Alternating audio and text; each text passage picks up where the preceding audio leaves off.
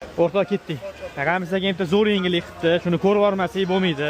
Bizning obunachilarimizga foydali bo'lsin. Aka, assalomu alaykum. Assalomu alaykum. Aka, bitta yengillikni ko'rsatib, portlatib olmasangiz bo'lmaydi. Yengillik bizda har kun bo'ladi. Har kun bitta yengillik qilamiz. Ha, choylik o'tib ketyapsiz borgan sari. O'g'rilarga ko'z ziring. Aptek ochamizmi deyman, bu yerga katta qilib. Yangilikni zo'ri mana bu narsani buni bor, bilganlar biladi.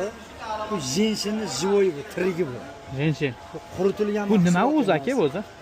Bu inson ko'p kasal bo'ladigan insonlar bor, immunitet past odamlar bor. O'shanga xudo xolasa biz yaqinda dori tayyorlaymiz. Bu bilan tabiiy dori bo'ladi, ximikat bo'lmaydi.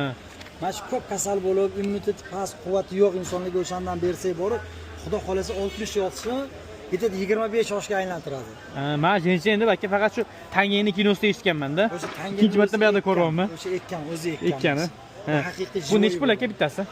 Bu hozirgi kunda 200 mingga yaqin. Xudo xolasa o'shandan tayyorlab beramiz. Mana shunisi 200 mingga chiqadi-ya? Hozircha shunaqa. Xudo xolasa 200 mingga chiqsa aka. Lekin foydasi zo'r. Ha, buni tayyorlaysizlar. Tayyorlaymiz. Buni ichiga qo'shadigan narsalari bor. Xudo xolasa. Yana nima yengillik aka yana? Yengillik mana bu hozirgi kunda oyoq og'riqlarga. Hop. Ko'zga mana bu nima aka? Ko'zga buni ko'pchilikka beramiz. Tana foydalanib rahmat deb kelyapti. Yana. Yengillik mana olma sirkalama. Mana choyni qarang, mana choylarni. Qani? O, qulpnoyligidan-ku akajonim. Bu nima deyapti? Bo'la bitta ko'rib oladigan joyi-ku.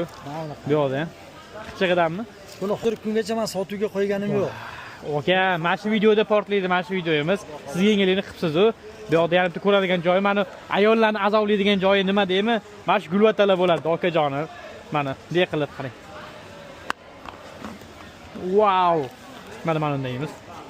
Himmatidan azoblaymiz.